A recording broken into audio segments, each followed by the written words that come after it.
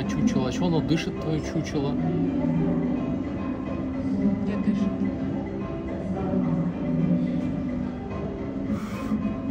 Нет, это не чучело. Это сова. Я подумал, она живая.